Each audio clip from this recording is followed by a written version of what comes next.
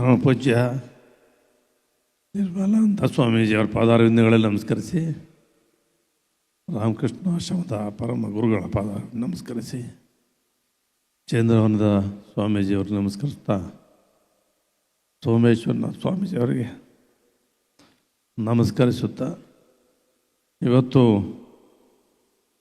Professor ರಂಗಪ್ಪನವರು, professor ಕೃಷ್ಣೇಗೌಡರು, Shrimati Kavita Mishra ಅವರನ್ನು ಕರೆತಂದು ಮಾತಾಡ್ತಿರ್ಬೇಕಾದ್ರೆ ನಾನು ಬಂಗಾರ ಮನುಷ್ಯ ಸಿನಿಮಾ 9 ಬಾರಿ ನೋಡಿ 9 ಸಿನಿಮಾದಲ್ಲಿ ಅಳ್ತಾ ಕೂತ್ಕೊತಿದ್ದೆ. ಆ ಸಿನಿಮಾ ನೋಡೇ ನಾನು ಪ್ರಗತಿಪರ ಕೃಷಿಕನಾದೆ, ಎಲ್ಲ ಬೆಳೆಗಳನ್ನು ಕೂಡ ಬೆಳೆದೆ. ಅದೇ ರೀತಿ ಇವತ್ತು ಕವಿತಾ ಮಿಶ್ರಾ ಅವ್ರು ಬಂದು ನಮ್ಮ ರೈತರಿಗೆ ಎಂಥ ಒಂದು ಶಕ್ತಿಯನ್ನು ತುಂಬಿರ್ತಕ್ಕಂಥದ್ದು ನಮಗೆಲ್ಲರೂ ಕೂಡ ಭಾರಿ ಸಂತೋಷವನ್ನು ತಂದಿದೆ. ಜೊತೆಗೆ ಡಾಕ್ಟರ್ ಸೌಮ್ಯ ಅವರು ಕೂಡ ಬರ್ತೇನೆ ಅಂತೇಳಿ ಹೇಳಿ ಬಂದಿದ್ದಾರೆ. ವಿಜಯಣ್ಣ ಯಾವಾಗಲೂ ಕೂಡ ನನ್ನ ಜೊತೆ ಬೆಂಬಲಿಗೆ ಬೆಂಬಲ ಕೊಟ್ಟು ಸದಾಕಾಲ ನನ್ನನ್ನು ಬೆಂಬಲಿಸ್ಕೊಂಬಂದಿರ್ತಕ್ಕಂಥ ವಿಜಯ್ ಕುಮಾರ್ ಅವರು ಇದ್ದಾರೆ. ನಮ್ಮ ಲಲಿತಾ ನನಗೆ 32 ವರ್ಷ ಇದ್ದಾಗ ಅವಳಿಗೆ 16 ವರ್ಷ, ಹೈಸ್ಕೂಲು ಓದ್ತಾ ಇದ್ಲು.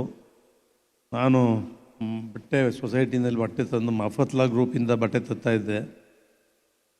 ಅಲ್ಲಿಂದಲೇ ಬಟ್ಟೆ ಹೊಲಿಸ್ಕೊಂಡು ಹೂವಿನ ಬಿಳಿದ ಲಂಗ, 16 ವರ್ಷ ಅವಳಿಗೆ.